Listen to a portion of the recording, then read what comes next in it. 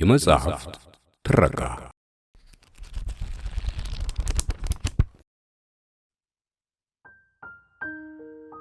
ያበቂልሽ ኑዛዜ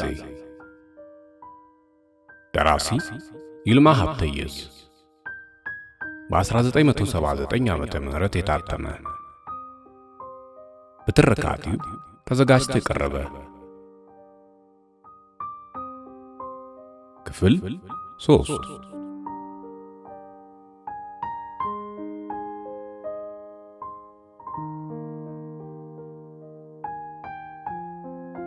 ምዕራፍ 8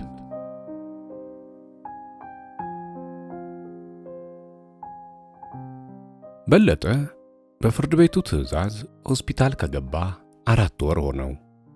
ሸዋዬም ሆነች ሌሎቹ በዚህ ጊዜ ውስጥ የሰላም አየር ተነፈሱ። ከነበረባቸው የመንፈስ ጭንቀት ተላቀው እፎይ አሉ። አቶ ቸርነትም ትንቢታቸው ስለያዘላቸው ተኩራሩ። ሸዋዬ ከወይዘሮ አበቂልሽ የወረሰችውን ድርጅት የመምራቱን ኃላፊነት ውክልና ከሰጠችው ሰው ተረከበች። በአጭር ጊዜ ውስጥ ሥራውን ተላምዳ ፈላጭ ቆራጭ ሆነች። ይህ አልበቃ ብሏት የገንዘብ ተቀባይነቱንም ሥራ በተደራቢነት ያዘች። አስተዳደር ችሎታዋን የተመለከቱ ትንሿ አበቂልሽ የሚል ቅጽል ስም አወጡላት። ሰው የማግባባት ተሰጥኦዋ አዳዲስ ደንበኞችን ለማፍራት አስቻላት። ለድርጅቱ ተጨማሪ ድምቀት ስለሰጠችው ገበያውም ደራላት። በውበቷ መጠቀም ስለጀመረች ደህና ወዳጆች አፈራች። የባሏንም ሞት ረሳችው። በአዲስ መንፈስ አዲስ ሕይወት መሰረተች። ጊዜዋን በሳቅ በጨዋታ ማሳለፍ የዕለት ተዕለት ተግባሯ አደረገች።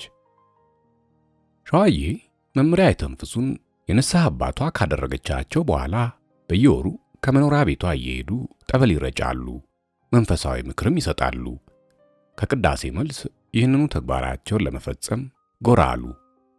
መስቀል ተሳልማ በአክብሮት ተቀበለቻቸው። መምሪያ የተንፍሱ የመጡበትን ከፈጸሙ በኋላ ቁርስ አቀረበችላቸው። ቡናም ተፈላላቸው። እየተጫወቱ የቀረበላቸውን ተመገቡ። የቡናውን ሲኒ አስቀመጡና ልጄ ወለተ ጊዮርጊስ፣ ለማንም ላዋየው ያልፈለግኩት ችግር ገጥሞኛል አሉ፣ አፋቸውንና ሪዛቸውን በአንድነት እየጠረጉ። ሸዋዬ በክርስትና ስሟ መጠራቷ ደስ ቢላትም እንደተለመደው ችግራቸው ከገንዘብ ጋር የተያያዘ መሰላትና ችግሮ ምን ነበር አለቻቸው በፈገግታ። መምሪያ የተንፍሱ ሪዛቸውን እያፍተለተሉ ልጄ በአንቺና በእኔ መሃል ተወስኖ የሚቀር ምስጢር ነው ማዋይሽ አሉና ወዲያው ሐሳባቸውን ቀይረው እንዲያውም ይቅር መሰለኝ፣ እኔ ተጨንቄ አንቺንም አላስጨንቅሽ በማለት ወሬ ለመለወጥ ፈለጉ። ሸዋዬ ሊነግሯት የፈለጉት ነገር አሁንም ገንዘብን የሚመለከት መሰላት። የዛሬው አቀራረባቸው ግን ከወትሮ ለየት ያለ ሆነባት። ሁኔታውም አላማራት። ስለዚህ የማወቅ ፍላጎቷ አየለባትና ችግሩን ካልተካፈልኩ ልጅነቴ ምኑ ላይ ነው ታዲያ አለች በማግባባት መልክ። መምሪያ የተንፍሱ ምን አቅብጦኝ አፌን አዳለጠው ብለው ተበሳጩ። አሁን አልነግርሽም ብላ ትቀየመኛለች አሉ። ስለ ጠረጠረኝ ነው ምስጢሩን የደበቀኝ ትላለች ብለው ሰጉ። ከሐሳባቸው ጋር መክረው ልጄን ማስከፋት የለብኝም በማለት ወሰኑ። እንዴት ብለው እንደሚጀምሩ አሰላሰሉና ይኸውልሽ፣ በዚያን ሰሞን ሌሊት ለመድኃኔዓለም አጥቢያ የብርሃኑ ጋጋን እንደ ልብ በሚያሳይበት ጊዜ ወደ ቤተ ክርስቲያን ስገሰግስ ደረስኩ። ቅጥር ግቢው ውስጥ ገብቼ ወደ ሁለተኛው በር ለመድረስ ጥቂት ሲቀረኝ ከየት እንደመጣ አቅጣጫውን በውል ለየው ያልቻልኩት ደስ የማይል ድምፅ ሰማሁ። ከፊት ለፊቴ ሰው አልነበረምና ዞር ብዬ ባይ ምንም አጣሁ። ጆሮዬ ላይ የሆነ ነገር ጭው ብሎብኝ ይሆናል አልኩና መንገዴን ልጀምር ስል አይተንፍሱ ሲል በስሜ ጠራኝ አሉ። የዚህ ዕለቱን ሁኔታ በማስታወስ ዝግንን ብሏቸው ከኋላው ሰው ከሌለ ማን ነው የጠራሁት አለች በመገረም ትኩር ብላ እያየቻቸው። መምሪያ የተንፍሱ ሐሳባቸውን ሰበሰቡና ቆይ ልጨርስልሽ፣ ተገላምጬ ባይ ሰው በአካባቢው አጣሁ። መሮጥም ያባት ነው። ብቻ እግሬን ምን እንዳሰረው አላወቅኩም። ካለሁበት እንደ ጨርቅ ደርቄ ቀረው። ፍርሃት አርበደበደኝ። የሚይዘውን የሚጨብጠውን አሳጣኝ። ሰውነቴ በአንድ አፍታ እንደ በረዶ ቀዘቀዘ። ዓይኖችም የማየት ኃይላቸውን አጡ። አልጮህ ነገር አንደበቴ ተሳሰረ። ጸሎቴም ወደ ላይ ሊወጣ ሳይችል ቀረ። መሬትም ከዳችኝ። በቁምህ አልውጥህም አለችኝ። ብቻዬን ስላገኘኝ አንዴ በግራ አንዴ በቀኝ እየተዘዋወረ ከት ብሎ ሳቀብኝ አሉና በረጅሙ ተነፈሱ። ሸዋዬ የሚቃዡ መሰላት። ሁኔታቸውም ግራ አጋባት። ምን ለማለት እንደፈለጉ ለመገመት አቃታት። የነገሩን ማዝማሚያ ውሉ ጠፋባት። ነጥቡን እንዲነግሯት ስለቸኮለች ጠብኛው ነው ስትል በጉጉት ጠየቀቻቸው። አንዋደድም እንጂ ጠብ እንኳን የለንም ሲሉ መለሱላት። ታዲያ ካለ ምክንያት ለምን ያስቸግረውታል? አለች።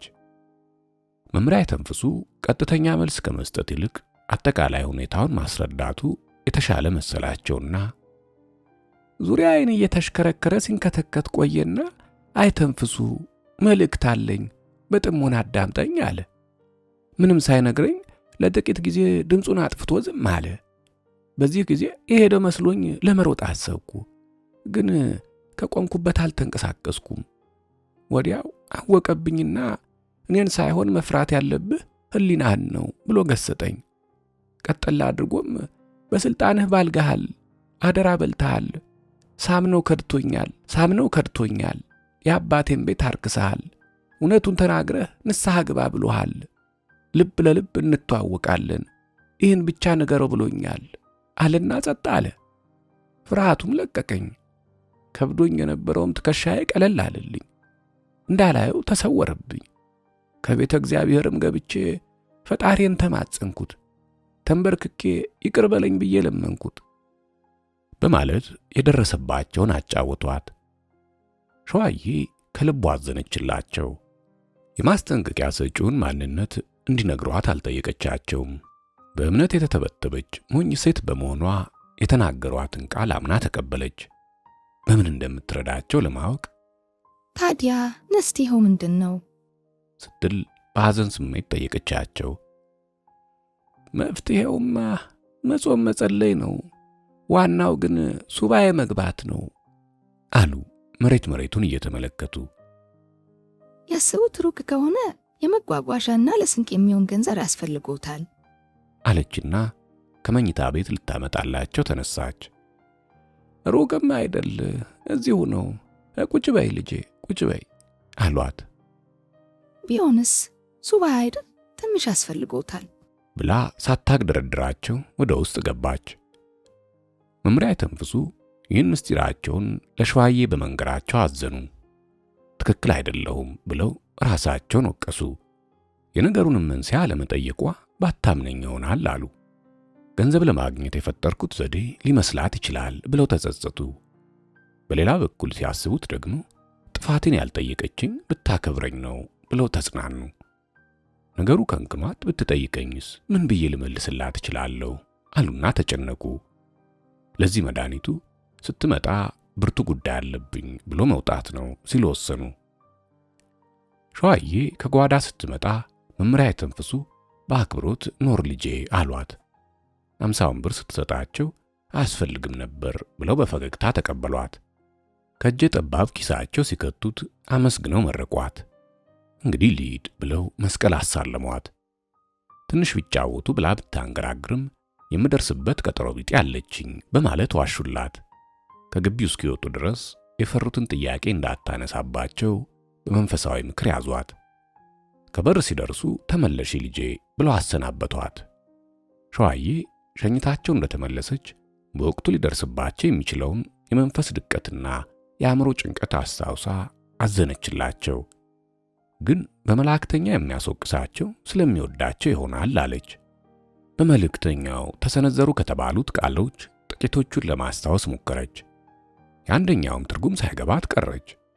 ለመመራመር ብትሞክርም እንደማይሆንላት ስላወቀች ሁሉንም እርግፍ አድርጋ ተወች። ያም ሆኖ ከጭንቅላቷ ውስጥ በቀላሉ ልታስወግደው አልቻለችም። ቃሎቹም ከጆሮዋ ላይ ለምን እንደሚውሉ አልገባትም። ብቻ ይህን ያህልም ሰላም አልነሳትም። የመጨነቅም ስሜት አላሳደረባትም። ነገሩን ከማሰላሰል ግን አልዳነችም።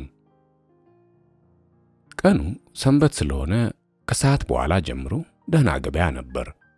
ለዓይን ያዝ ሲያደርግ ደግሞ በትዕዛዝ ጠጣ የተባለ ይመስል ሰው ጎረፈ። ጫጫታው በረከተና ትርምስ ሆነ። ሸዋዬ ተኳኩላ ከተቀመጠችበት ቦታ አንድ አለባበሱ ያማረ ዕድሜው በግምት 35 የሚሆነው ሰው ዊስኪ በመለኪያ ይዞ ቀረባት። እንደምን ከረሙ መቤቴ ብሎ አሽሟጠጣት። ሰውየውን ከዚህ በፊት ከድርጅቷ ውስጥ ያየችው መሰላት። የአሁኑ አቀራረቡ ግን ከመነሻው ደስ የማይል ሆነባት። ምን ይጋበዛሉ አላት። በትህትና ምንም የማትፈልግ መሆኗን ገለጸችለት። ለምን ግብዣይን አትቀበይም ብሎ ነዘነዛት። ንቃ ብትተውም ፈጽሞ አለቅ አላት። ስለ ራሱ ትልቅነት እያነሳ በነገር ልቧን አወለቃት። ከቁጥጥር ውጭ የሆኑ ሰዎች ብዙ ጊዜ ቢያጋጥሟትም ይሄኛው ግን ችክ አለባት። ፊት እንደነሳችው ሲያውቅ የወይዘሮ አበቄለሽን ስም አነሳባት። ከሳቸው ጋር ጥሩ አግባብ እንደነበረው ነገራት።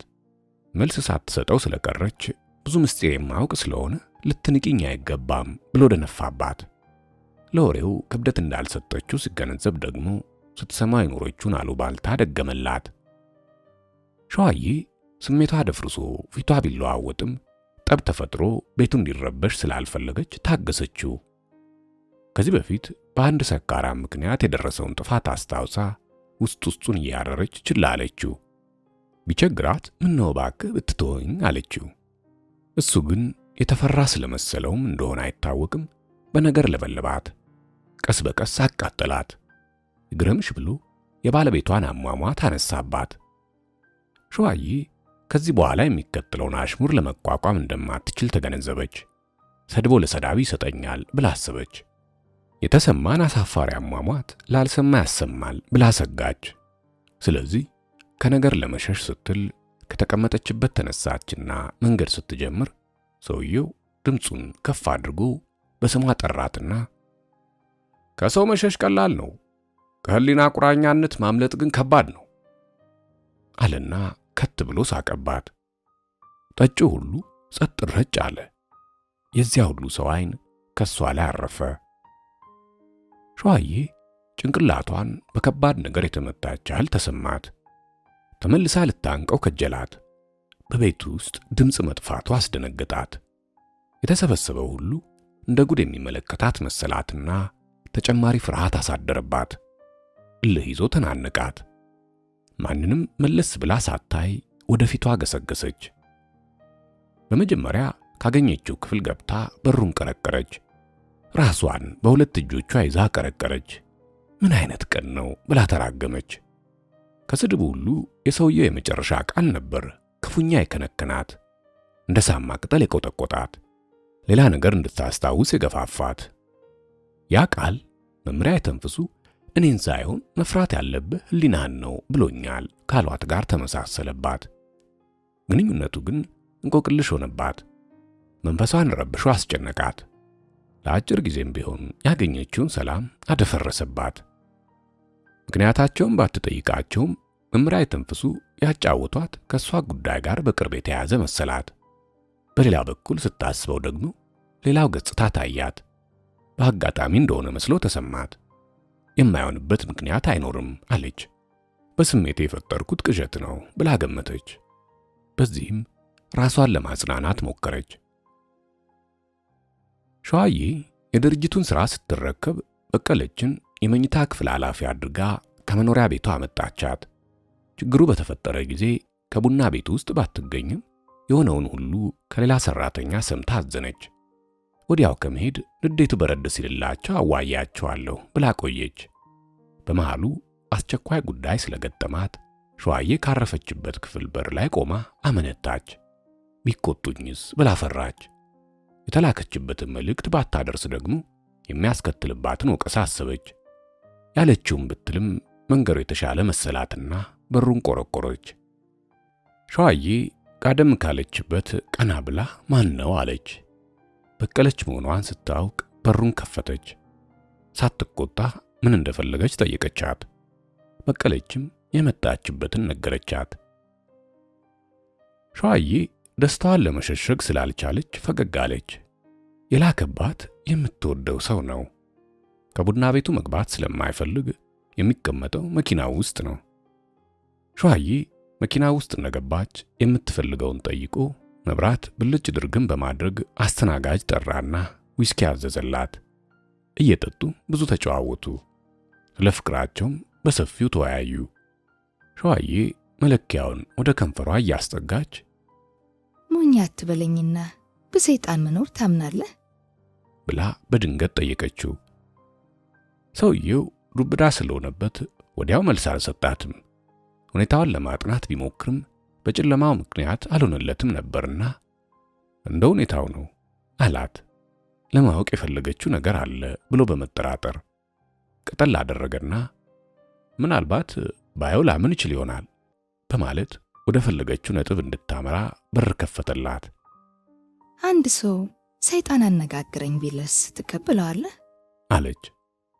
በህልሙ ከሆነ ሰውየው በስሜቱ የፈጠረውን ሰይጣን ሊያይ ይችላል። ያነጋገረኝ በሆኔ ነው ካለ ግን ውሸቱን ስለሆነ አልቀበለውም አለ። አይ ሰውየው እንኳን በቅጥፈት አይጠረጠሩም አለች ኮስተር ብላ። እንደሱ ከሆነ እንግዲያውስ ሊያታልሉሽ አስበዋል አላት።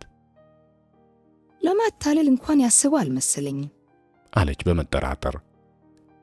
ውሸታም ካልሆኑ ለማታለል ካላቀዱ የሰይጣኑን ወሬ በምን ምክንያት አነሱ ሲል በመገረም ጠየቃት። እንዲያው ለጨዋታ ያህል ነው ያጫወቱም አለች ትክክለኛ መልስ አለመሆኑን በማወቋ አፍራ። ፍቅረኛዋ የሰጠችው መልስ ጥርጣሬ ላይ ጣለው። መናገር ስለፈራች የደበቀችው ነገር እንዳለም ተሰማው። ቢሆንም እሷ ለመሸፋፈን ብትሞክርም ምስጢሩ በቀላሉ የተከሰተለት መሰለውና ከሰይጣን ጋር ግንኙነት ስላለኝ ሀብትሽን አበረክትልሻለሁ፣ ጠላትሽን አጠፋለሁ፣ እድሜሽን አረዝማለሁ በማለት የማይሆን ባዶ የተስፋ ቃል ሰጥቶ እንዳያሞኝሽ መጠንቀቅ ይኖርብሻል። ብዙ የዋሆች ጨዋ በሚመስሉ አፈጮሌ ሰዎች በዚህ ሁኔታ ተታለዋል። ስለዚህ እንዲህ ያለውን አጭበርባሪ ማራቅ ያስፈልጋል አለና መከራት። ሰይጣን ጎታች አይደሉም እኮ አለች በፍቅረኛዋ የተሳሳተ ግምት እየሳቀች። ታዲያ ሌላ ምን ሊሆን ይችላል? አለ በትዝብት መልክ። እረሳቸው ትልቅ ሰው ናቸው አለች የሰውየውን ማንነት ለመግለጽ ስላልፈለገች። ትልቅም ሆነ ትንሽ ሰውየው ካንቺ የፈለገው ነገር እንዳለ እርግጠኛ ነኝ። ፍላጎቱ ምን እንደሆነ መገመት ባልችልም የሰይጣኑን ወሬ በከንቱ ካለ ምክንያት አላነሳም። ይህን ደግሞ በፍጹም ልትጠራጠር አይገባም ሲል አስጠነቀቃት። ይህን ሲላት ሸዋዬ አንድ ነገር ተሰማት። የመምሪያ የተንፈሱም ምክንያት ገባት። ግን ለፍቅረኛዋ መግለጽ አልፈለገችም ነበርና ለሰጣት ምክር አመሰገነችው። ከሰውየውም እንደምትጠነቀቅ ነገረችው። አርዕስት ቀይረው ተጨዋወቱ። በሰፊው አውርተው ተለያዩ። ሸዋዬ የሌሊት ልብስ አጥልቃ አልጋዋ ላይ በጀርባዋ ተንጋለለች። ጣራጣራውን እየተመለከተች የመምሪያ የተንፈሱን ቃል እንደገና አንድ በአንድ ለማስታወስ ሞከረች። አንዱ ከሌላው ያለውን ግንኙነት አገናዘበች። በመጨረሻም ቃሎቹ ሁሉ የወይዘሮ አበቄለሽን ኑዛዜ የሚመለከቱ መሆናቸውን ተረዳች። ሌላ ሊሆን አይችልም ብላ ደመደመች። ካለ ምክንያት አልነገሩኝም ብላ አመነች። የፈለጉት ነገር እንዳለም አረጋገጠች።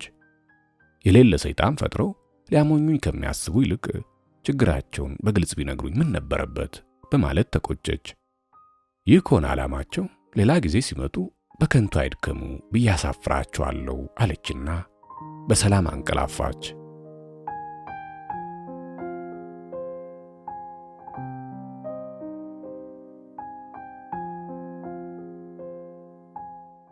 ምዕራፍ 9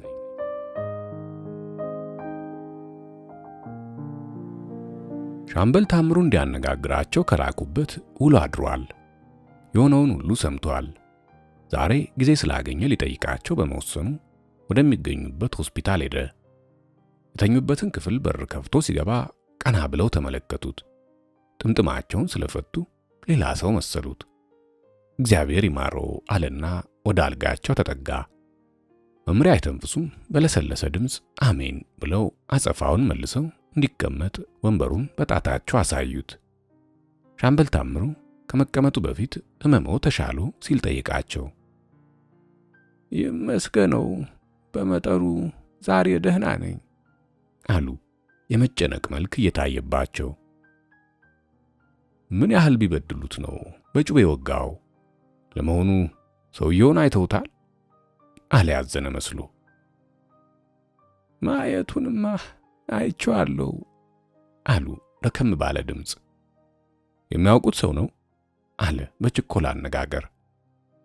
ማወቁን አውቀዋለሁ፣ ግን ሰው አይደለም ልጄ አሉ አሁንም ትንፋሽ እያጠራቸው። ሰው አይደለም ነው ያሉት? ሲል በመገረም አይኑን አፍጥጦ ጠየቃቸው። አዎ ሰው አይደለም አሉ ጣራጣራውን እያዩ። ካራ መዞ በሰው ደረት ላይ የሚሰካ ጭራቅ በከተማው ተለቋል ብለው እንዳያስኩኝ አለ በፌዝ አነጋገር። እንደሱ አይደለም ልጄ፣ የሆነውን እነግርሃለሁ። ማመን ያለ ማመኑ ያንተ ፈንታ ነውና አዳምጠኝ አሉና ሐሳባቸውን ለመሰብሰብ ለጥቂት ጊዜ ዝም አሉ። ከዚያም ወደ ቤተ ክርስቲያን ሲሄዱ ያጋጠማቸውን ለሸዋዬ እንደነገሯት ለሱም የሆነውን በሙሉ አጫወቱት። ሻምበል ታምሩ የነገሩትን መቀበል አቃተው። የማያምንበት ነገር ስለሆነ ለልጆች የሚቀርብ ተረት መሰለው። ሞኝነታቸው ማሳዘነውና ሰይጣን ለመምሰል ጥቁር ልብስ ያጠለቀ ተንኮለኛ ሰው ነው ያሾፈቦ አላቸው እየሳቀ። ምን ማለትህ ነው? የሰማይ ስባሪ የሚያህል የተለጠለጠ ኑግ የመሰለውን ዲያብሎስ በዓይኔ በብረቱ አይቸው ሰው ነው ትለኛለህ? ሌላው ቢጠፋኝ ደግሞ ሰይጣንና ሰውን መለየት ያቅተኛል አሉ እንደ መቆጣት ብለው። እሺ እንዳሉት ይሁንና ከዚያ በኋላስ ምን ተፈጠረ?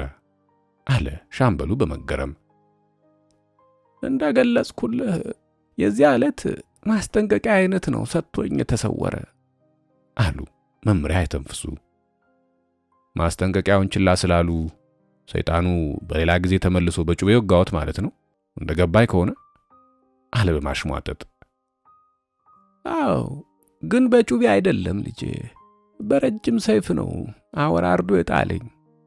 ጻድቃን ድንገት ደርሰውበት አይቶ ባይደነግጥ ኖሮ ይጨርሰኝ ነበር አሉ እየዘገነናቸው። ለመግደል ሙከራ ከማድረጉ በፊት ስለ ጥፋቶ ምንም አልተናገረም ሲል ጠየቃቸው። መናገር አልከው ልጄ?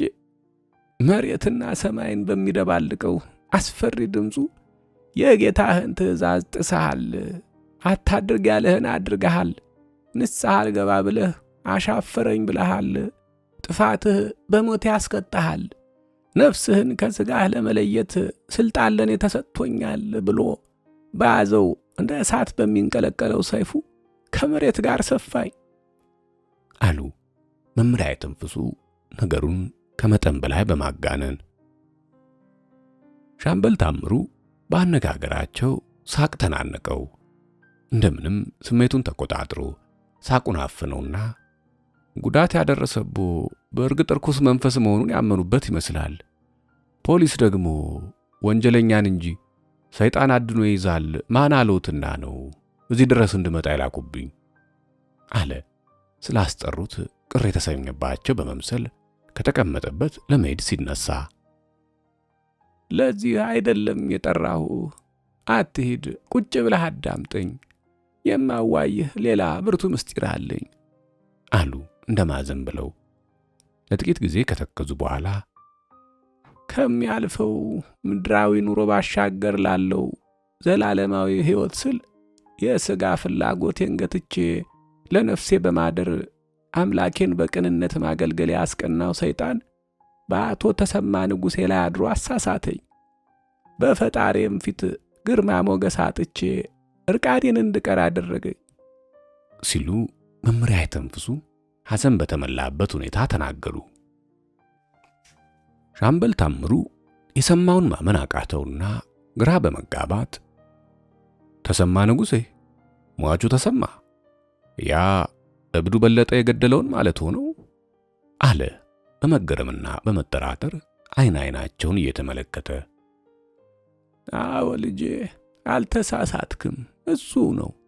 አንተ የማታውቀው የተደበቀ ታሪክ አለው። ታሪኩም የዚህ ሁሉ ፍዳ ምንጭ ነው አሉ የተጸጸቱ መስለው። ሻምበል ታምሩ የተሰማን ሞት ከሳቸው በጩቤ መወጋት ጋር ሊያያይዙት የፈልጉበትን ምክንያት ለማወቅ ስለቸኮለ የታሪኩ ምስጢር ምንድን ነው ሲል በጉጉት ጠየቃቸው። መምሪያ አይተንፍሱ ማንኛውንም ነገር ሳይደብቁ ሊነግሩት ቀደም ሲል የወሰኑ ስለሆነ ሪዛቸውን በቀኝ እጃቸው ያፍተለተሉ፣ አቶ ተሰማ ሶስታችንንም ማለት ቀኛዝማች ፈቅ ይበሉንና አቶ ቸርነትን እንዲሁም እኔ ራሴን ጭምር ስለ ወይዘሮ አበቄለሽ ኑዛዜ በግል ካነጋገረን በኋላ ለመጨረሻ ውሳኔ ከመኖሪያ ቤቱ ቀጠረን። ቁርጥ ስጋና ውስኪም በገፋ ቀረበልን። እንግዲህ የነበረውን ሁኔታ በሚገባ ስለማስታውሰው እንደነበረ ብናገረው ለአንተም ግልጽ ይሆንልሃል አሉና የሻምበሉን ፈቃድ ጠየቁ። እሱም መስማማቱን ገለጸላቸው። መምሪያ አይተንፍሱም ንግግራቸውን እንዲህ ሲሉ ቀጠሉ። ስጋውን በልተን ከመጠጡም በመጠኑ እንደተጎነጨን አቶ ተሰማ ቀጥታ ወደ ፍሬ ነገሩ ለመግባት ስለፈለገ እንዲህ በማለት ጀመረ። መቼም በመሰረተ ሐሳቡ ሁላችንም የተስማማን ይመስለኛል። በመሃላችን ቅንጣት ያህል ቅሬታ እንዳይኖር በግልጽ ብንወያይበት ነው እኔን ደስ የሚለኝ። ደግሞ ዋናው ነገር እናንተ እንድትከፉ በጭራሽ አልሻም ሲል ብልጠት በተሞላበት አነጋገር ሁላችንንም በፈገግታ ተመለከተ። አቶ ቸርነትም ቀበል አደረገና ጉዳዩ በጣም ከባድ በመሆኑ በነፍስም በስጋም የሚያስጠይቅ ነው። በተለይም ደግሞ የሙታን ኑዛዜ ማጣመም ከበደል ሁሉ የከፋ ከሃዲነት ይመስለኛል። እኔ በበኩሌ አባታችንስ ምን ይላሉ አለ ነገሩን በማክበድ እኔን እየተመለከተ። እኔም የጉዳዩን ከባድነት ለአቶ ተሰማ ለማሳወቅ ስል መጠርጠሩስ ትሉ ከማያንቀላፋ እሳቱ ከማይጠፋ ሲኦል የሚያስከትት ኃጢአት ነው በማለት የአቶ ቸርነትን ሐሳብ ደገፍኩ።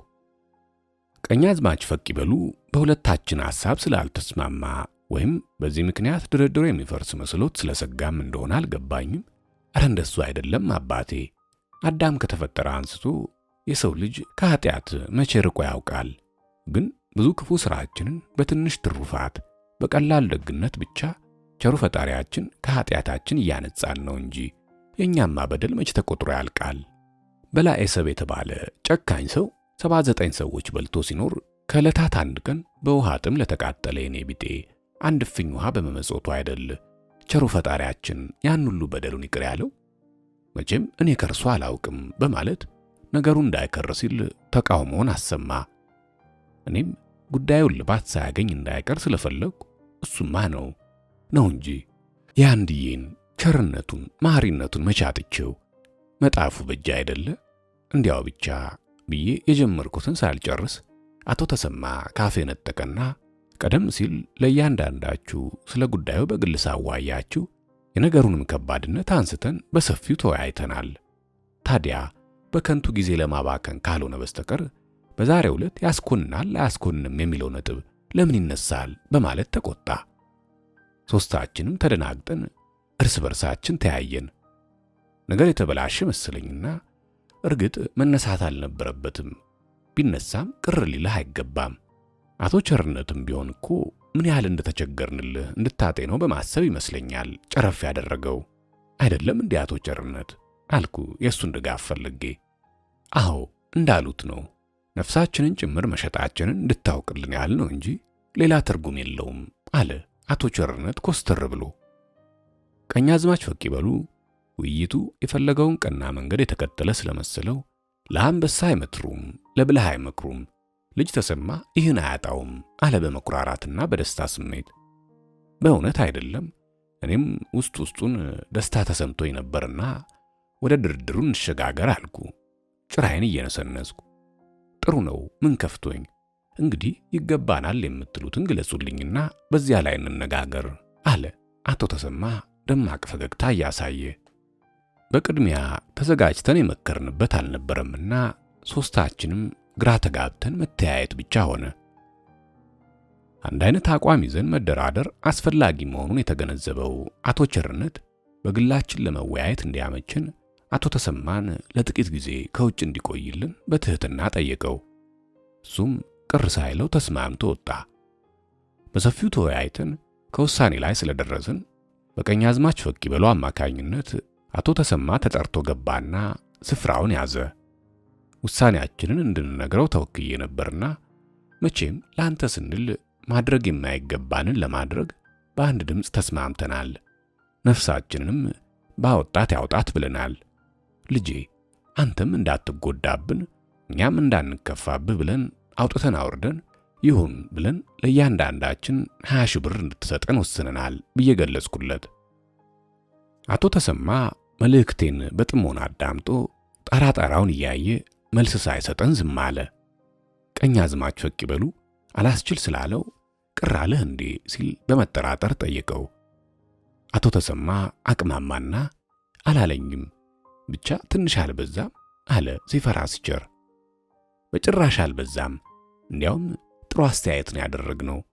እንዴት ቢሉ የወይዘሮ አበቄለሽ ንብረት ግምቱ ከ300 ሺህ ብር በላይ እንደሆነ እያወቅን ከሚገባን ሲሶን ያህል እንኳን አልጠየቅንም። ስለዚህ ቅር ሊልህ ፍጹም አይገባም አለ አቶ ቸርነት ተዝናንቶ።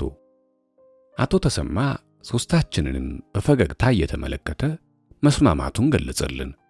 እኛም ከመጠን በላይ ደስ ብሎን አመሰገን ነው። ብሩኩን ብለን መረቅ ነው። እሱም ስለ ትብብራችን አመስግኖ እንግዲህ መስማማታችንን በጽሑፍ አድርገን እንፈራረማ ብሎ እጁን በእጁ እያሻሸ ደማቅ ፈገግታ አሳየን። ቀኛዝማችም በሐሳቡ ስለተስማማ እውነትህን ነው ልጄ፣ የሚሆነው ነገር አይታወቅምና ሙሉ በወረቀት መስፈሩን እኔም እንዳንተው አምንበታለሁና ይጻፍ፣ መጻፉ ለሁላችንም ይበጀናል በማለት የራሱን አስተያየት አቀረበ። በዚህ ጊዜ አቶ ቸርነት የኮረኮሩትን ያህል ከት ብሎ ሳቀ። ሁኔታው ሁላችንንም አስደነገጠ። በተለይም ፈቂበሉ በሱ የሳቀበት መሰለውና ዝንጀሮ አዝያ ላየኝ፣ ምን ያስቃል? አሻንጉሊት አደረከኝ እንዴ? በማለት ተቆጣና አቶ ቸርነትን በክፉ አይኑ ተመለከተው። የዋህነቱን ያሳቀኝ ይቅርታ ያድርጉልኝ ሲል አቶ ቸርነት ከመቀመጫው እንደመነሳት ብሎ ይቅርታ ጠየቀው። ቀኛዝማች ግን ነገሩ ስለከነከነው ወቸው ጉድ፣ ውሉ በወረቀት ላይ ይስፈር ማለቴ እንደ ጅልነት ይቆጠርብኝ ባሳኝቱ አልና ራሱን ነቀነቀ። እኔም ነገሩ ሳይከር ጣልቃ መግባት አስፈላጊ ስለመሰለኝ የአቶ ቸርነት ሐሳብ ገብቶኛል። እንዲያው በእኛ መሃል መተማመን እንጂ መጠራጠርን ምን አመጣውና ነው እንፈራረም ይባላል ማለቱ ነው እኮ ብዬ አስታራቂ ሐሳብ ሰነዘርኩ። አቶ ቸርነት ግን ሳቃልና ሐሳቤን አልደረሱበትም። አዩ አባ፣ እኛ ህሊናችንን የሸጥን ሰዎች ነን። ህሊናውን በጥቅም የሚለውጥ ደግሞ እንኳን ሌላውና ራሱን ሊያምን አይችልም። በመሰረቱ ልጅ ተሰማና ቀኛዝማች ስምምነታችን ፈር እንዲይዝ በጽሑፍ ይሁን ማለታቸው ባልከፋም ነበር። ዳሩ ግን እኛ ስማችን ከዚህ በታች የተገለጸው ሽማግሌዎች የወይዘሮ አበቄለሽን ሀብት ውርሱ ለማይገባት ለአቶ ተሰማ ባለቤት ለወይዘሮ ሸዋዬ ተሰጠ በማስመሰል ኑዛዜውን ልናጣምም፣ ወዳጃችን ልጅ ተሰማ ደግሞ ለዚህ ውለታ ለእያንዳንዳችን 20 ሺህ ብር ሊከፍለን ተስማምተናል ብለን ነው የምንፈራረመው ሲል በየተራ በትዝብት ተመለከተን። እኔ የምመልሰው አጥቼ እንዳቀረቀርኩ አቶ ተሰማ እንደሱ እንኳን ሊሆን አይችልም፣ ብቻ በብድር መልክ ዕዳ እንዳለብኝ ሆኖ ቢቀርብና ብፈርምላችሁ በማለት የተሻለ አማራጭ አቀረበ። አቶ ቸርነት ይህንንም ሐሳብ አልተቀበለም ነበርና በማንም ማኝነት ሲል ጠየቀው። ባለ ጉዳዩ መልስ ከመስጠቱ በፊት ቀኛዝማች ተሽቀዳደመና በእኛ ነዋ፣ አየህ ቸርነት፣ አንተ ስታበድረው አባታችንና እኔ አይተናል እንላለን፣ እኔ ሳበድረው ደግሞ አንተና አባታችን አየው ትላላችሁ። እንዲህ እየተደረገ ከሶስታችንም መበደሩን በተለመደ ፊርማ ያረጋግጥልናል ማለት ነው አለ ባፈለቀው ሐሳብ በጣም ተኩራርቶ። በእውነቱ ከዚህ የተሻለ ዘዴ አይገኝም፣ ድንቅ ሐሳብ ነው በማለት አቶ ተሰማ ድጋፉን በደስታ ገለጸ። አቶ ቸርነት አሁንም በዚህኛው ሐሳብ ስላልተስማማ በጣም ግሩም ነው። ብቻ ግን ሶስታችንም በአንድ ቀን እያንዳንዳችን 20 ሺህ ብር ይዘን መተን በየተራ እየተለዋወጥን አበዳሪም መስካሪም ሆን። ግን አያድርገውና ልጅ ተሰማ ውሉን አፍርሶ አላውቅላችሁም ቢለን ከሰን እንረተዋለን ወይንስ በአጭበርባሪነት እንረታለን ሲል ጥያቄ አቀረበልን። አቶ ቸርነት እንዲህ አይነት አፍራሽ ሐሳብ አቅርቦ ስምምነቱን ሊያደናቅፍ ስለመሰለኝ በጣም ቅር አለኝ። ግን በሌላ በኩል ሳስበው ደግሞ አባባሉ እውነት ያለው መሰለኝ። ስለዚህ አቶ ተሰማ ቃሉን እንዳያጥፍ ይማልልን ብዬ ልናገር ስቃጣ ቀኛዝማች ቀደመኝና ይህን ያህል ከተፈራራንማ ዳር ልንደርስ አንችልም አለ ተስፋ በቆረጠ አነጋገር። አቶ ተሰማም እንደኛው ግራ ገብቶት ኖሮ አቶ ቸርነት የተሻለና አስተማማኝ ነው ብለው የሚያስቡትን ሐሳብ ቢያቀርቡ በበኩሌ በደስታ ለመቀበል ዝግጁ ነኝ አለና ከጭንቅ ገላገለን። አቶ ቸርነት ከውስኪው ተጎነጨና ሐሳቤን የምትቀበሉ ከሆነ በመጀመሪያ ደረጃ የወይዘሮ አበቄለሽን ትክክለኛ ኑዛዜ በጽሑፍ ተቀብለን እሳቸውም እኛም እንፈርምበታለን። ይህን ሰነድ አባታችን በምስጢር ያስቀምጡታል። ሴትዮዋ ከሞቱ በኋላ በሌላ ወረቀት ልጅ ተሰማ በሚሰጠን መመሪያ መሰረት ለወይዘሮ ሸዋዬ እንደሚስማማ አድርገን እናዘጋጅና በአርባቸው ማግስት ሰዎች በተሰበሰቡበት ወይዘሮ አበቄለሽ ኑዛዜ ነው ተብሎ በአባታችን ይነበባል። ወይዘሮ ሸዋዬ የአክስቷን ንብረት እጇ ስታደርግ ሂሳባችንን ልጅ ተሰማ ይሰጠናል። ያን ጊዜ ትክክለኛው ኑዛዜ የሰፈረበት ወረቀት ተቀዶ ይጣላል አለና ፈገግ አለ። ቀኛዝማች ተቻኮለና ወይዘሮ አበቄለሽ ካልፈረሙበት ምኑን ሕጋዊ ኑዛዜ ይሆናል? ጥርጣሬውን ገለጸ። አቶ ቸርነት ግን የተዘጋጀበት ስለሆነ ሴትዮዋ የሚፈርሙት በጣታቸው እስከሆነ ድረስ እርሶም ሆኑ እኔ ጣታችንን ኮፒ ለቅልቀን በመፈረም ከግርጌው አበቄለሽ ብሎ መጻፍ ምን ያስቸግራል? ደግሞስ ከተቀበሩ ከ40 ቀን በኋላ ፊርማቸው ነው አይደለም ብሎ አስከሬን ከመቃብር ይውጣልኝ የሚለው ማን ነው? በማለት ሁላችንንም አሳመነን። በዚህ መሰረት ማድረግ የማይገባንን ፈጽመን የአበቄለሽን ኑዛዜ አጣመን ለማይገባት ሴት ሰጠን በማለት መምሪያ የተንፍሱ ትረካቸውን እዚህ ላይ አበቁ። ሻምበል ታምሩ በአድራጎታቸው ተበሳጨ፣ በተንኮላቸው ተገረመ። ሁለቱም ወገኖች ጥቅማቸውን ለማስከበር የተጠቀሙበት ዘዴ አስደነቀው። በተለይም በመምሪያ የተንፍሱ ስንኩል ምግባር አዝኖ በትዝብት ተመለከታቸውና በዚህ ሁኔታ ዶልታችሁ ነዋ በለጠን ያሳበዳችሁት አለ በቁጭት ጥርሱን ነክሶ። መሆኑ ነው ልጄ መሆኑ ነው አሉ ሀፍረት በተመላበት ሁኔታ። ትክክለኛው የወይዘሮ አበቄለሽ ኑዛዜ የሰፈረበት ወረቀት አሁን እርሶ ጋር ይገኛል ሲል ጠየቃቸው። እሱማ በውለታችን መሰረት ከአቶ ተሰማ ገንዘቡን ስንቀበል ተቀዶ ተጣለ አሉ ደከም ባለ ድምፅ። የተጭበረበረው ኑዛዜ ላይ በወይዘሮ አበቄለሽ ፊርማ ምትክ በጣቱ የፈረመው ማን ነው በማለት ጠየቃቸው። አቶ ቸርነት ነው አሉ ምንም ሳይጠራጠሩ። ሻምበል ታምሩ ከወንበሩ በዝግታ ተነስቶ እጆቹን ከሱሪ ኪሱ ከተተና ወደ መስኮቱ ተጠግቶ የሆስፒታሉን ግቢ በዓይኑ እየቃኘ እንደነገሩኝ ከሆነ አቶ ቸርነት ብልህ ሰው ናቸው። ላለመበለጥ ያደረጉት ሙከራ ይደነቃል። ብቻ ጠላታችሁ ደግሞ ተንኮል በተንኮል ለመቋቋም የላቀ ችሎታ አሳይቷል። እንዴት ቢሉ በመጀመሪያ ጥፋቶን አምነው ትክክለኛውን ኑዛዜ እንዲገልጹ ከላይ የተላከው ኪሎኖ በብልሃት ቀረበው። እርሶ ግን ነገሩን ንቀው በቸልታ አለፉት። ስለዚህ ብሎ የጀመረውን ሳይጨርስ ምን ማለትህ ነው? ሰው አይደለም እያልኩ አሉ መምሪያ የተንፍሱ በቁጣ ቃል ድምፃቸውን ከፍ አድርገው። ሻምበል ታምሩ ፊቱን ወደ እሳቸው መለሰና እንደማመጥ እንጂ አመት አልናገር። ስለዚህ ሰውየው ቆርጦ የተነሳ ነበርና ሌላ ብልሃት ፈጠረ። ይኸውም አመቺ ጊዜ ጠብቆ ሊገሎ እንደመጣው ነው በማስፈራራት ግን እንዳይሞቱ ከአሳቻ ቦታ በጩቤ ወጋው። ይህ ዘዴው ነው የፈለገውን እውነት እንዲያወጡ የተደበቀ ረቂቅ ምስጢር እንዲገልጹ ያስገደደው አለ ፈገግታ እያሳያቸው። በጭራሽ የማልቀበለውን አሉ በብስጭት። ሻምበል ታምሩ ከብስጭታቸው ጋብ እስኪሉ ጠበቀና አዩ አደጋ እንደደረሰቦት ወዲያው ከቦታው ላይ የተገኙት ጥቂቶች እርሶን ከዚህ ሆስፒታል ሲያደርሱ፣ ሌሎቹ ደግሞ እኛ ዘንድ መጥተው ስለ ሁኔታው አስረዱ። እኛም በዚህ መሰረት ወንጀሉ ከተፈጸመበት ቦታ በፍጥነት ተገኝተን አስፈላጊውን ፈጸምን። ይህ በመሆኑም እርሶ ሰይጣን ነው የሚሉት ሰው ሰይጣን የሚያስመስለውን ጥቁር ልብስ ለመልበስ ሲል ኮቱን አውልቆ ከመቃብር ሐውልት ላይ ያስቀምጣል።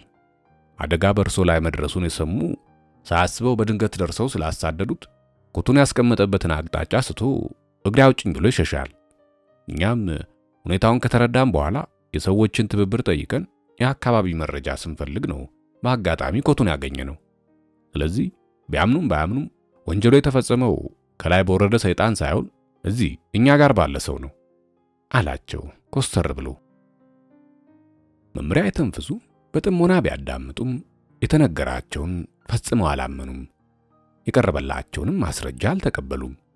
እንዲያውም እሱ የተሳሳተ መሆኑን ሊነግሩት ስለፈለጉ ይህ የእብድ ሥራ አይደለም፣ በፍጹም እብድ እንዲህ አይነቱን ተንኮል የሚጠነስስበት አንጎልም ችሎታም የለው፣ ይህን አልጠራጠርም አሉ በመደንፋት መልክ። ማን ነው እብድ ነው ያሉት? አለ ሻምበሉ በመገረም እየተመለከታቸው። አንተ ነህ ጠላትህ ዘዴኛ ነው ያልከው።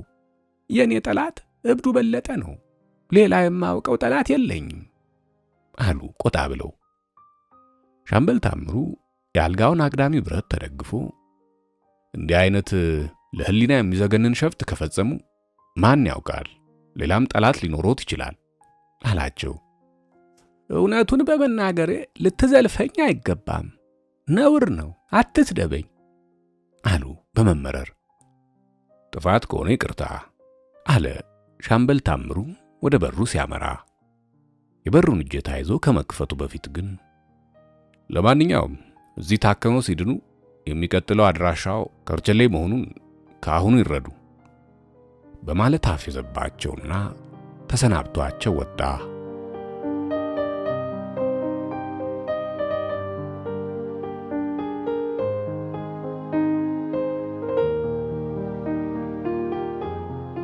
ምዕራፍ 10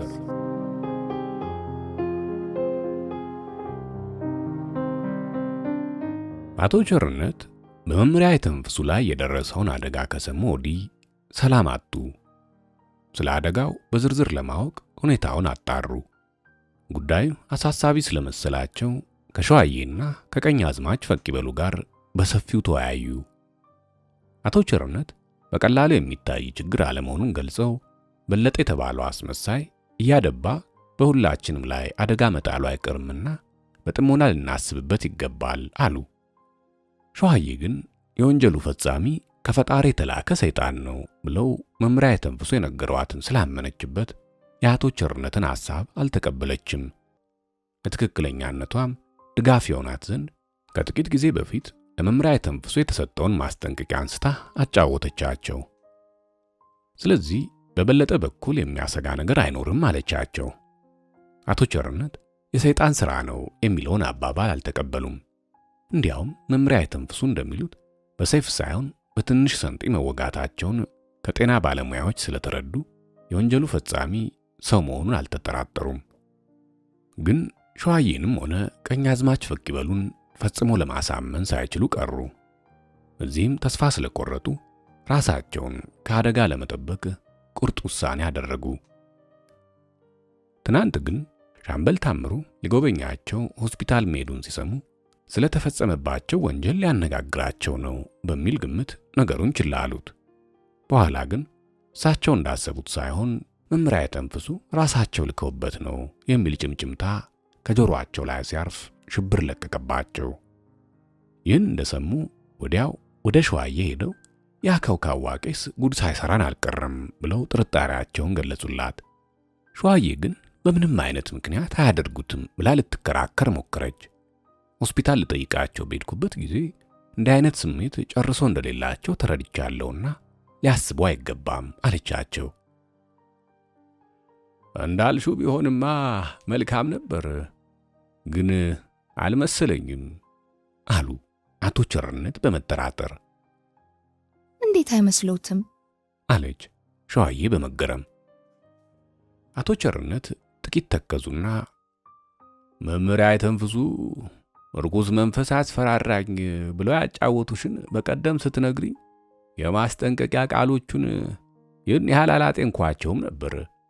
አሁን ግን አንድ በአንድ ስመረምራቸው ፖሊሱን ለማነጋገር ከፈለጉበት ምክንያት ጋር በቅርብ የተያያዙ ሆነው አግኝቻቸዋለሁ።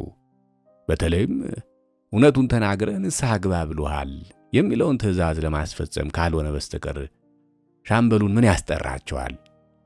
አሏት። እውነቱን ለፖሊስ ነገሩ ይሉ? አለች ደንግጣ። ይህን ሐቅ ባልናገር ይጨርሰኛል ብለው ለሕይወታቸው ስለፈሩ ምስጢራችንን የገለጹ መስሎኛል በማለት ጥርጣሬያቸውን ነገሯት። ከፈጣሪ የተላከ ሰይጣን ነው ብላ ያመኑ ስለሆነ ንስሐ ይገባሉ እንጂ እንዴት ምስጢራችንን በአደባባይ ያወጣሉ? አለች በመገረም። ሞኝ አትሁኝ፣ ሰይጣን ሳይሆን የሚጫወትብን ሰው ነው። የቤታችሁን ጣሪያ በድንጋይ ሲደበድብ የከረመው ውድ ባለቤትሽን የገደለው የአንቺም የኔም የሁላችንም ጠላት በለጠ ነው አሉ ኮስተር ብለው። እምድ ወለጠ? አለች ደከምከም ባለ ድምፅ። አቶ ቸርነት ወደ ኋላ መለስ ብለው ኑዛዜው ሲፈስ የነበረውን ሁኔታ አስታወሷት። በለጠ በሕይወት እያለው የቴሜቴን ሀብት ማንም በሰላም አይበላም ያለውን ጠቀሱላት። ነገሩ ስር ከመስደዱ በፊት መፍትሄ ሊፈለግለት ይገባል አሏት። ሸዋዬ መፍትሄው የወረሰችውን ንብረት ለበለጠ መመለስ ስለመሰላት በጣም ቅር አላት። ሰውነቷን አንዳች ነገር ወረራት። በሕይወት ለመቆየት ሌላ አማራጭ እንደሌለ ተሰማት። ያም ቢሆን የሚያስከትለውን ውርደት ስታስበው ዘገነናት። የሰዎች መሳቂያና መሳለቂያ ስትሆን ታያት። ከዚህ ሁሉ ቅሌት ሞት የሚሻል መሰላት። ልክ ከእንቅልፏ እንደነቃችውና መፍትሄው ሀብቱን መመለስ ከሆነ እኔ በዚህ አልስማማም አለች ፈርጠም ብላ። እሱማ ሊሆን አይችልም አሉ ቸርነት ፈገግ ብለው። ሸዋዬ ከዚህ ውጪ የተሻለ አማራጭ እንዳለ ከአቶ ቸርነት ሁኔታ ተረዳች። ክብር የማይነካ እንዲሆን ተመኘች። ለማወቅ ስለጓጓች እንዲያስረዷት ፈለገች። አይን አይናቸውን እየተመለከተች ሐሳባቸውን ጠየቀች። የሚሰጧትንም አስተያየት በናፍቆት ጠበቀች። አቶ ቸርነት ያልጠረጠረ ተመነጠረ በሚለው ምሳሌ ጀምረው የበለጠ ዓላማና ፍላጎት ምን እንደሆነ ከመነሻው ዘርዝረው ነገሯት። በመምሪያ የተንፍሱ ላይ የወሰደውም እርምጃ የዚህ ምኞቱ አካል ነው አሏትና ቁም ነገሩ ይህን ማፍረስ መቻል አለብን በማለት ጥርሳቸውን ነክሰው ተናገሩ። አልገባኝም አለች ሸዋዬ ግራ በተጋባ ሁኔታ። አቶ ቸርነት በጥሞና አዳምጪኝ አሉና መምሪያ የተንፍሱ ምስጢራችንን አውጥተው ለፖሊሱ መንገራቸውን ልንጠራጠር አይገባም። ሆኖም ግን በእሳቸው ቃል ብቻ የሚሆን ነገር ደግሞ አይኖርም። ስለዚህ ግንባር ፈጥረን ስለ ኑዛዜው የምናውቀው ነገር የለም ብለን ከካድን የተጨበጠ ማስረጃ ስለሌለ በሕግ በኩል ተጠያቂ አንሆንም። ይህ ወሳኝነቱ በሕግ በኩል ብቻ ሳይሆን የበለጠንም ቅስም ለመስበር ይጠቅማል። በዚህ በኩል ካልተሳካለት ተስፋ ይቆርጣል፣ እርሙንም ያወጣል በማለት አስረዷት። በዚህ ይገታል ብላ ያምናሉ? አለች በመጠራጠር። አቶ ቸርነት ፈገግ አሉና አሁን ከፈጸመው ድርጊት ለማየት እንደሚቻለው በለጠ ሰው በመግደል ለመበቀል ሳይሆን እውነቱ እንዲወጣ ብቻ ነው ፍላጎቱ። ይህን ምኞቱን በህብረት ካከሸፍንበት ከፈለገው እውነት ላይ የሚያደርሰው ሌላ ዘዴ አይኖርም። ስለዚህ አንቺንም ሆነ ሌሎቻችንን ለመግደል ፈጽሞ አይቃጣም። ከእንግዲህ ወዲያ በሚወስደው እርምጃ ጥቅም ስለማያገኝ አርፎ ይቀመጣል። ስለሆነም እድላችን አሁን ነውና በእኛ በኩል መፍረክረክ እንዳይኖር መጠንቀቅ ይገባል ሲሉ እምነታቸውን ገለጹላት። ሸዋዬ ሀብትን ላለመመለስ በወሰደችው ግትር አቋም አንጻር የአቶ ቸርነት አባባል በከፊልም ቢሆን ትክክል መሰላት። በመሆኑም የመንፈስ ብርታት ስለሰጣት ውስጣዊ ጭንቀቷን አስወገደላት። እንዳሉት ከሆነ በመምሪያ የተንፍሱ ላይ ባደረሰው ጉዳት ተጠያቂ ሆኖ ከርቸሌ ይወርዳል የሚል ስሜት አደረባት። ይህም ተጨማሪ ሞራል ሰጣት። በዚህም ለጉዳዩ መሳካት በሷ በኩል የሚጠበቀው ምን እንደሆነ ጠይቃ ተረዳች። አስፈላጊውን ለመፈጸም ዝግጁነቷን ገለጸች። ከመምሪያ ተንፍሱ ጋር ያላትን ግንኙነት እንደምታቋርጥ ቃል ገባች። አቶ ቸርነትም ከሷ በኩል መተማመኛ ስላገኙ ደስ አላቸውና ሁሉም ነገር በቀላሉ መስመር እንደሚይዝ አረጋገጡላት። የምትፈሪበት ምክንያት አይኖርም ብለውም አበረታቷት። ሌላም ማሳመኛ ቃሎች ደርድረው ተስፋ መገቧት። ይህንኑ ጉዳይ ፈር ለማስያዝ ወደ ቀኛዝማች ቤት መሄድ እንዳለባቸው ነግረው ተሰናበቷት። በማግስቱ ጠዋት አቶ ቸርነት መልካም እንቅልፍ ላይ ያሉ የውጭው በር ተንኳኳና ቀሰቀሳቸው። ከ2 ዓመት በፊት ገና ሳይነጋ ሰዎች መጥተው የወንድማቸውን ሞት ካረዷቸው በኋላ ጠዋት በር ሲመታ ስቅጥጥ ይላቸዋል። ያን መጥፎ ቀን ያስታውሳቸዋል። በዚያ ሰዓት የሚመጣም ሰው ያስጠላቸዋል። ሰሞኑን ደግሞ በሐሳብ ሲባዝኑ እያደሩ ሊነጋጋ ሲል ነው እንቅልፍ ሸለብ የሚያደርጋቸው። ከጥቂት ደቂቃዎች በኋላ ወንዱ ልጃቸው ከመኝታ ክፍላቸው ገብቶ እንግዳ እንደሚፈልጋቸው ነገራቸው። በሌሊት ልብሳቸው ላይ ጋቢ እየደረቡ ማን ነው ብለው ጠየቁ። ሰውየው ማንነቱን አልነገረኝም በማለት መለሰላቸው። በሐሳባቸው ቢያወጡ ቢያወርዱ የሰውየው ማንነት አልከሰት አላቸው። ወደ ሳሎን ሲዘልቁ እንግዳው ሰው ኖር ብሎ በፈገግታ ተቀበላቸው። አይተውት የሚያውቁት ሰው ባለመሆኑ ግር አላቸው። መቶ አለቃ ማሞ ማንነቱን አስተዋወቀና ተመልሶ ተቀመጠ። የመጣበትን ጉዳይ ሲገልጽላቸው አቶ ቸርነት የድንጋጤም ሆነ የፍርሃት ስሜት አላደረባቸውም። ቅድመ ዝግጅት አድርገው ስለነበረ ሳይረበሹ ተዝናንተው አዳመጡት። በመጨረሻም የወይዘሮ አበቄለሽ ኑዛዜ በምን አይነት ዘዴ እንደተጭበረበረ አስረዳቸው። ለነገሩ ፍጹም ባዕድ መስለው ለመታየት ሞከሩ። ትረካውን ሲያበቃ ሳቃሉና የተባለው ሁሉ ሐሰት ነው በማለት አስተባበሉ። መቶ አለቃ ማሞ በትዝብት ዓይን እየተመለከታቸው በኑዛዜው ትክክለኝነት ያምናሉ ማለት ነው ሲል ጠየቃቸው። በጭራሽ አልጠራጠርም አሉ አቶ ቸርነት ተኩራርተው። መምሪያ ተንፍሱ ግን ማንም ሳያስገድዳቸው ትክክል አይደለም ብለው ቃላቸውን ሰጥተዋል አላቸው። የእሳቸው ቃል ምኑ ይታመናል? በዘኬ የተጣላቸው ሰው በስለት ቢወጋቸው ዲያብሎስ ነው እያሉ የሚያስወሩ ቅዠታም ናቸው አሉ በንቀት መልክ ሪዛቸውን እያፍተለተሉ። መቶ አለቃ ማሙ በቀላሉ እንደማያምኑ ቢያውቅም የሰይጣኑ ጉዳይ ቅዠት ሊሆን ይችላል፣ ኑዛዜው መጨበርበሩን ግን ብንተማመን ይሻላል አለ ፈገግታ እያሳየ። ያልሆነውን ነው ብዬ አሉ አቶ ቸርነት ዓይናቸውን አፍጥጠው። እርሶም እንደ መምሩ እውነቱን ተናግረው ንስሐ ይግቡ አላቸው እንደ ፌዝ አድርጎ። የማውቀውን እውነት ተናግሬአለሁ፣ ኑዛዜው ትክክለኛ ነው ብያለሁ አሉ ኮስተር ብለው። እንዳሉት ከሆነ በለጠ በምን ምክንያት አበደ በማለት ጠየቃቸው። በምቀኝነት ነዋ ሲሉ መለሱለት። አልመሰለኝም አቶ ቸርነት፣ እሱ ያበደው በእኛ ተንኮል ነው ብለው መምሪያ ተንፍሱ ነግረውናል። እርሶም ይህ ሐቅ መሆኑን በልቦ ያምኑበታል። ለጊዜው ቢክዱም እውነቱ በቅርብ ቀን ይወጣል።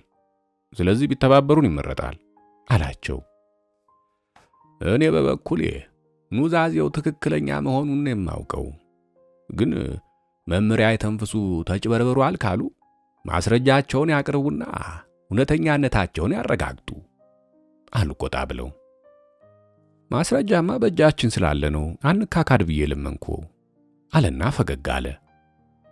ምን የሚሉት ማስረጃ አሉ አቶ ቸርነት በጥርጣሬ እየተመለከቱት።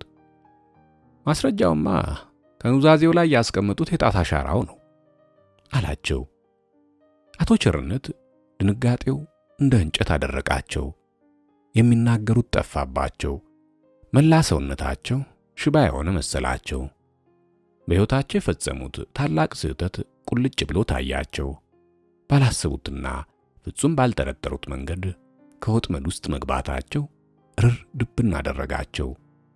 ተፈርተው ተከብረው በኖሩበት ቀዬ የኀፍረት ማቅ መልበስ የሞት ሞት ሆነባቸው።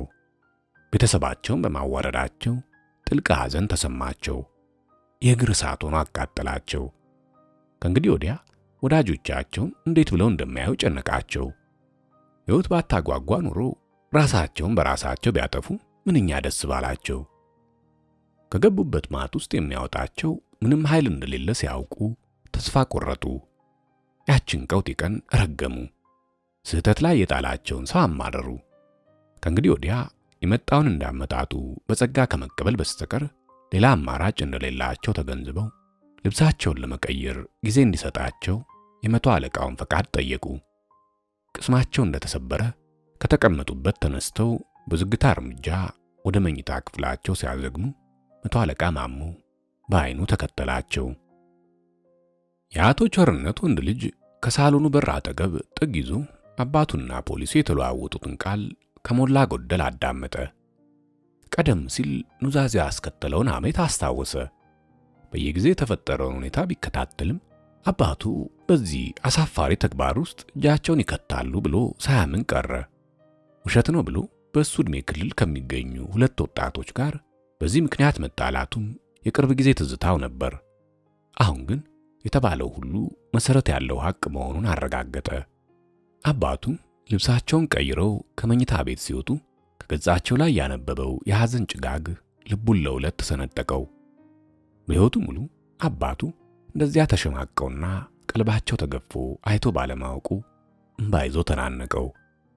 ወደ እሳቸው ቀርቦ በማጽናናት የሞራል ምርኩዝ ሊሆናቸው አሰበ። ችግርን ተረድቻለሁና እኔ ልጅ አለውልህ ሊላቸው ፈለገ። ግን ጥቅም እንደሌለው ወዲያው ተገነዘበ። ከዚህ የተሻለ መፍትሄ መፈለግ ይኖርብኛል አለ። በምንም አይነት ምክንያት አባቴ በቁሙ ሲሞት ዝም ብዬ አላይም ሲል ወሰነ። ፖሊሱና አባቱ ከመኪና ውስጥ ሲገቡ በመስኮት ተመለከተ። መኪናዋ ከዓይኑ እስክትርቅ ድረስ ጠበቀ። ወዲያው ጃኬቱን አጥልቆ እንደበረረ አውራ ጎዳናው ላይ ደረሰ። ታክሲ ተሳፍሮ ቁልቁል ወረደ። የአቶ ቸርነት ልጅ ሳይቀድሙኝ መቅደም አለብኝ ብሎ ቁርጥ ውሳኔ አደረገ። ከታክሲው ወርዶ በእግሩ ገስግሶ ካሰበበት ደረሰ። ውጪ የቆመ መኪና ስላጣ ተደሰተ። አባቱን ከገቡበት ማጥ ውስጥ እንዳወጣቸው አመነ። ደስታው ወሰን ስላጣ የውጭውን በር ሳያስበው በኃይል ደበደበ። በዕድሜ ጠና ያሉ ሰው በሩን በከፊል ከፈቱና ምን ትፈልጋለህ ሲሉ በቁጣ ጠየቁት። ዘበኛው በአድራጎት የተበሳጩ ስለመሰለው ይቅርታ ጠይቆ ማንነቱን ገለጸና የፈለገውን ሰው ነገራቸው። መኖር አለመኖሯን ላረጋግጥ እዚሁ ቆየኝ ብለው ሄዱ። ከጥቂት ጊዜ በኋላ ተመልሰው ግባ አሉት።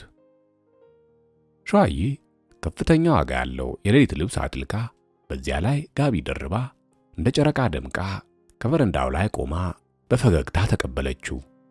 በስሱ ጨርቅ ውስጥ ውብ የሆነው የጭኖቿ ቅርጽ ወለል ብሎ ታየውና ልቡን ማረከው። የወንድነት ስሜቱን አሸፈተው። የወጣትነት ደሙን ክፉኛ አሞቀው። እጇን በእጁ ሲጨብጣት ስሜቱን ያወቀችበት መሰለው። በዕድሜ የምትበልጠውን ሴት መመኘቱ አሳፈረው። ሸዋዬ ወደ ሳሎን ይዛው ዘለቀችና የመጣበትን ጠየቀችው። ልጁም የአባቱን መወሰድ ነገራት። ገና ልጁን ስታየው ነው የመጣበትን ምክንያት ያወቀችው። የጠረጠረችው ነገር በመሆኑ አልደነገጠችም። ግን ልጁ ምስጢሯን እንዲያውቅባት ስላልፈለገች በምን ምክንያት አለችና ጠየቀችው። በወይዘሮ አበቄለሽ ኑዛዜ መሆኑን ገለጸላት። ሸዋዬ ፈገግ አለችና ለጥያቄ ስለሆነ የሚያሰጋ ነገር የለም፣ ልትጨነቅ አይገባም አለችው። እንደሱ አይደለም እትዬ ሸዋዬ አላት አይን አይኗን እየተመለከተ። ሌላ ምንም ይሆን አይችልም አለች አሁንም በፈገግታ። የአቶ ቸርነት ልጅ የሆነውን ሁሉ በዝርዝር አጫወታት። አባቱም እስከ መጨረሻ ያደረጉትን ሙከራ ገለጸላትና አንቺም ሆንሽ አባቴ ከወንጀሉ ማምለጥ የምትችሉት በአንድ መንገድ ብቻ ነው አላት። ሸዋዬ ሰሞኑን ከአቶ ቸርነት ጋር ሲወያዩበትና ሲመክሩበት የቆዩት ጉዳይ በቀላሉ ይፍረከረካል ብላ አላመነችም። እንዲያውም ልጁ ሊያውጣጣት በፖሊሶች የተላከ መሰላትና ተጠራጠረችው። ምንም ስላጡ በልጅ መጡብኝ አለች። ግን ፍንጭ ሳትሰጠው ለማስጨረስ ፈለገችና አባትህም ሆኖ እኔ የምንፈራበት ምክንያት የለም። ስለዚህ አንተ እንደምትለው ሌላ መንገድ አይኖርም አለች ተዝናንታ። እትዬ ሸዋዬ እንዳልኩሽ መንገዱ አንድ ነው። የሚያጠፋችሁም የሚያድናችሁም የኑዛዜው ሰነድ ነው አላት ፈርጠም ብሎ። ሸዋዬ ምን ለማለት እንደፈለገ አልገባትም ነበርና ኑዛዜውን ፍርድ ቤት አምኖበት የተቀበለው ሕጋዊ ሰነድ ነውና አባትህን ሊያሳስባቸው አይገባም አለችው። ኑዛዜው የተጭበረበረ ለመሆኑ ፖሊሶቹ ደርሰውበታል አለ ልጁ አቀርቅሮ። እንዴት ብላ ጠየቀችው። ከወረቀቱ ላይ ያለው ፊርማ የወይዘሮ በቄለሽ ሳይሆን የአባቴ አውራጣት አሻራ ነው አላት። ሸዋዬ ይህን ስትሰማ ሰውነቷ ተሸማቀቀ።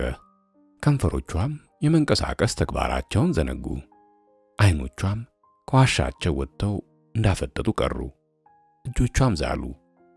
ሕሊናዋን ሳተችና ከተቀመጠችበት ወደ ጎን ዘንፈል አለች። የአቶ ቸርነት ልጅ ደንግጦ እትዬ እትዬ እያለ ቢጠራትም አልሰማለችው። መልስም ነፈገችው።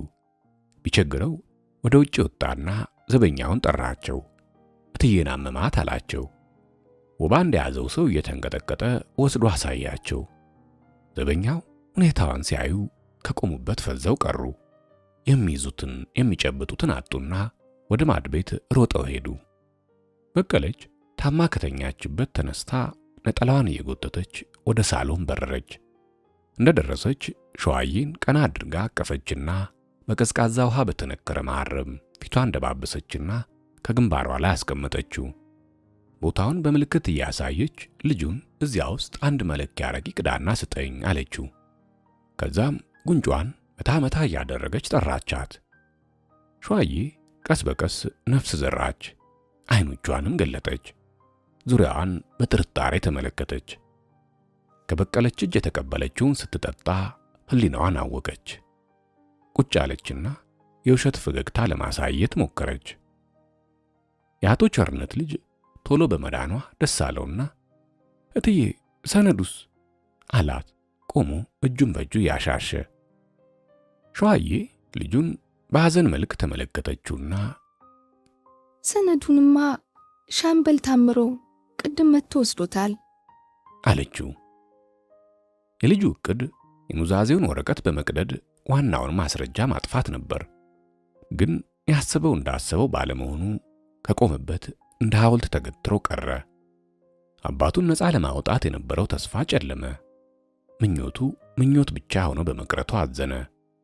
ኢላማውም ግቡን በመሳቱ በጣም ተበሳጨና ሽንፈቱን ተቀብሎ ወደ ቤቱ ሄደ። ሸዋዬ ቁጭ እንዳለች ነገሩን አውጥታ አውርዳ አሰበች።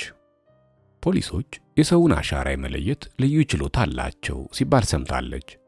ያም ቢሆን በምርመራ እስኪደርሱበት ጊዜ ይወስዳል ብላ ገመተች። ስለዚህ ነገር ከመበላሸቱ በፊት መፍትሄ መፈለግ እንዳለባት አመነች። የምታማክረው ሁነኛ ሰው በሐሳቧ ፈለገች። በቅድሚያ ትዝ ያሏት ወዳጆቿ እነ መምሪያ የተንፍሱ ቢሆኑም ለዚህ ጉዳይ እንደማይጠቅሟት ከተፈጠረው ሁኔታ ተረዳች። ሌላ አማራጭ ፈለገችና መኝታ ቤቷ ገብታ ለፍቅረኛዋ ስልክ ደወለች። ስልኩን ያነሳችው ጸሐፊዋ ነች። ሸዋዬን በመልክ ባታውቃትም በድምጿ ስለለየቻት ከአለቃዋ ጋር አገናኘቻት። አቶ ደረጀ ገና ከቢሮ ከመግባቱ ስልክ ስለተደወለለት በስጨት አለ። ላለመቀበልም ቃቶት ነበር። ግን ወይዘሮ ሸዋዬ ናቸው ሲባል ልቡ ለሁለት ተከፈለ። ድምጿን ሲሰማ ደግሞ ወከክ አለ። በዚህ ሰዓት ፈልጋው ስለማታውቅ ለምን ይሆን ብሎ ራሱን በራሱ ጠየቀ። ከፍቅር ሰላምታ በኋላ ሸዋዬ ለብርቱ ጉዳይ እንደምትፈልገው ነገረችው። ምንድነው ችግርሽ ሲል አንደበቱን አለስልሶ ጠየቃት። ሸዋዬ ምስጢሯን ለመግለጽ ስላልፈለገች በስልክ ልነግርህ አልችልም፣ በቤት ስለሆንኩ በግማሽ ሰዓት ውስጥ እንድትመጣ አለችው በትዕዛዝ መልክ። ደረጀ ከአነጋገሯ አንድ ደስ የማይል ነገር መኖሩን ተጠራጠረ። እስከ ትላንት ድረስ ሰላም ስለነበሩ እሱን እንደማይመለከት እርግጠኛ ሆነ። ችግሯ ምን እንደሆነ ግን ለመገመት ሳይችል ቀረ። ብቻ ከሰው ሁሉ እሱን መርጣ ስለጠራችው ክብር ተሰማውና ከመኖሪያ ቤትሽ ነው አለ። በዚያ ሰዓት ሌላ ቦታ እንደማትሆን ልቡ እያወቀ አዎ እጠብቃለሁ ፈጠን በል አለችና ስልኩን ዘጋችው። ደረጀ የስልኩን መነጋገሪያ ከቦታው መልሶ አስቀመጠና ጸሐፊውን ጠራት። የተፈለግኩ እንደሆነ ለአስቸኳይ ሥራ ወጥቷል በይ አለና ወጣ። ደረጀ ከሸዋዬ ጋር የተዋወቀው በአጋጣሚ ነው። አንድ ቀን ኮክቴል ግብዣ ላይ አምሽቶ ወደ ቤቱ ለመሄድ ከአዳራሹ ሲወጣ የሚያውቀው ሰው ተከተለውና እንዲሸኘው ጠየቀው። አቅጣጫቸው የተለያየ ቢሆንም ሳያቅማማ እሺ አለው። አንድ አካባቢ ሲደርሱ ተሸኚው ሰውዬ እዚያ ፊት ለፊት ከሚታየው ቤት ለመንገድ አንድ እንበል ብሎ ልመና አቀረበለት። ደረጀም ሞቅ ብሎት ስለነበር ካለምንም መግደርደር ጥያቄውን በደስታ ተቀበለውና ተያይዘው ገቡ። ቀጥታ ወደ ባንኮኒ ሄደው አሬስታውን ዊስኪ አዘዙ። መጠጡን ገና ሳይጎነጨው ጋባዡ ሰውዬ ቀስ ብሎ በጆሮ አንድ ነገር ሹክ አለው። ደረጀ የሚጠጣ መስሎ መለኪያውን አነሳና ፊቱን ሲያዞር ገንዘብ የሚመዘግበውን መሳሪያ ተደግፋ ከተቀመጠችው ሸዋዬ ጋር አይን ለአይን ተጋጩ። እሷ ሆን ብላ ያየችው እንዳይመስልባት ቶሎ ብላ አቅጣጫዋን ቀየረች። እሱ ግን በውበቷ ተማርኮ እንደፈዘዘ ቀረ። ከዚያች ቀን ጀምሮ ቋሚ ደንበኛ ሆነ። ደረጀ መኪናውን አስነስቶ በሐሳብ እንደተመሰጠ መንገድ ጀመረ። ሸዋዬ እንደሚያውቃቸው አንዳንድ ሴቶች በየምክንያቱ ገንዘብ አምጣ እያለች የማታስቸግር መሆኗን ደህና አድርጎ ያውቃል። በዚህ በኩል ያለውን ጥርጣሬ ከመነሻው አስወግዷል። የቅንዝረኝነት ስሜቷን ቢሆን ይህን ያላለ መሆኑን ያውቃል። ግን ካለውትሯ እንዲህ ተቻኩላ ናልኝ ያለችበት ምክንያት ሳይገባው ቀርቷል። ጉዳዩ ባያስደነግጠውም ይወዳታልና አሳስቦታል። ሆኖም የሁለቱን ፍቅር የማይመለከት እንዲሆን እየተመኘ ቤቷ አደረሰ። በቀለች ከፈተችለትና መኪናውን ግቢው ውስጥ አስገባና ቆመ።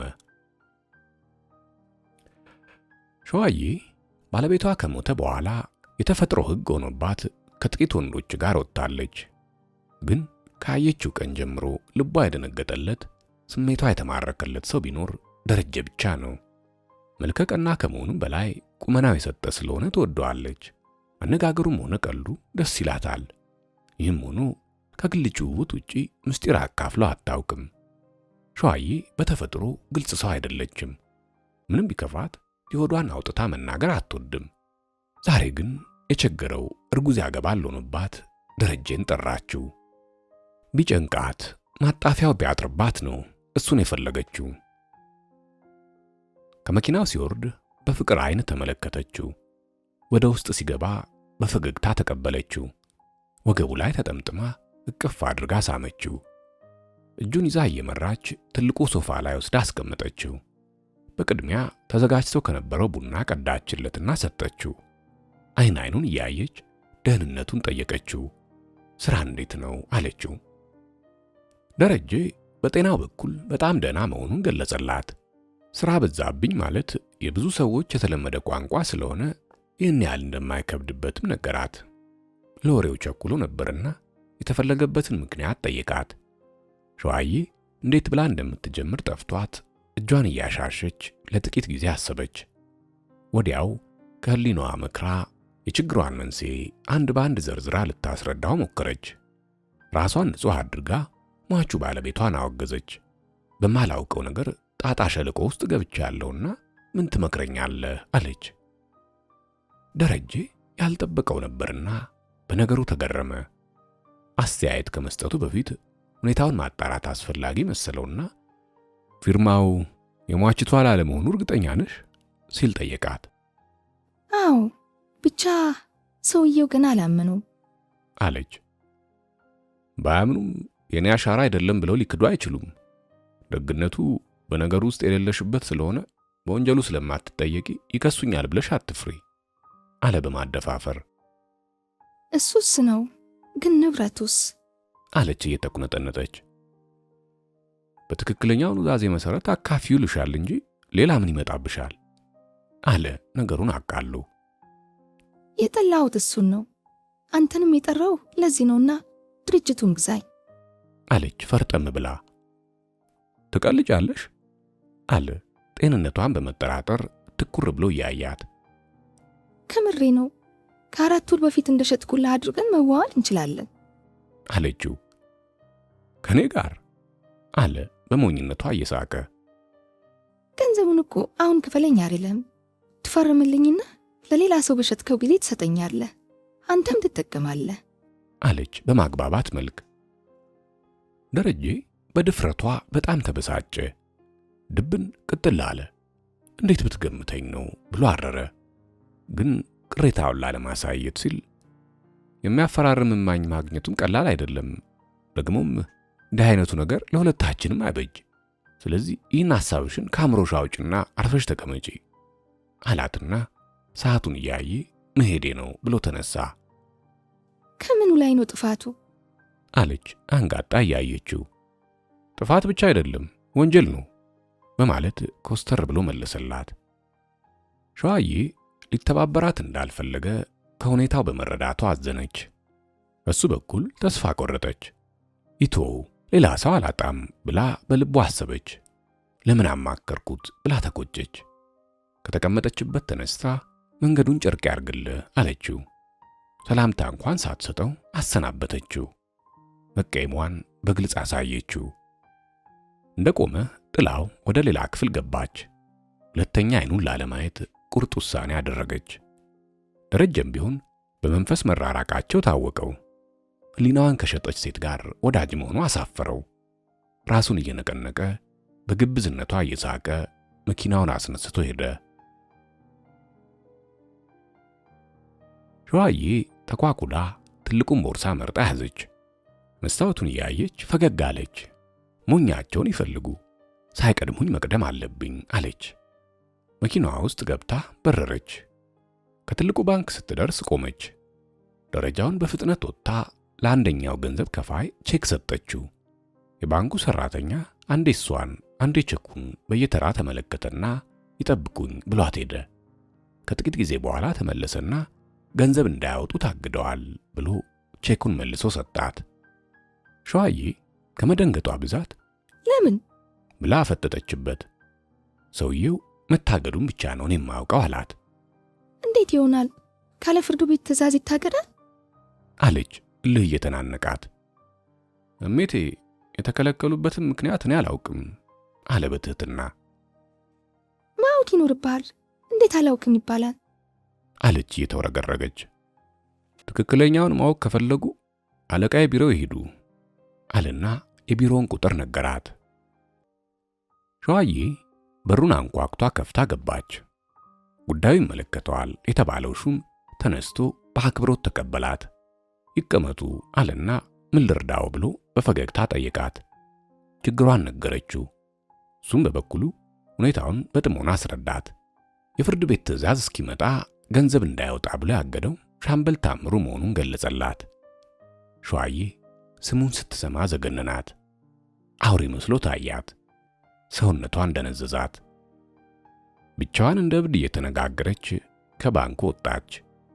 ፖሊሶቹ ጉዳዩን በቀላሉ እንዳልተመለከቱት በሚገባ አወቀች። እውነቱ እልባት ካላገኘ በዋዛ እንደማይለቋት አመነች።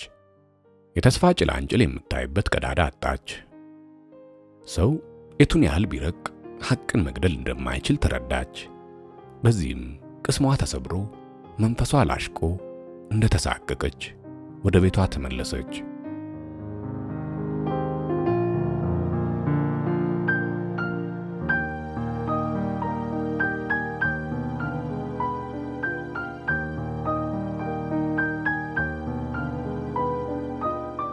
የአበቄለሽ ኑዛዜ ክፍል 4 ይቀጥላል።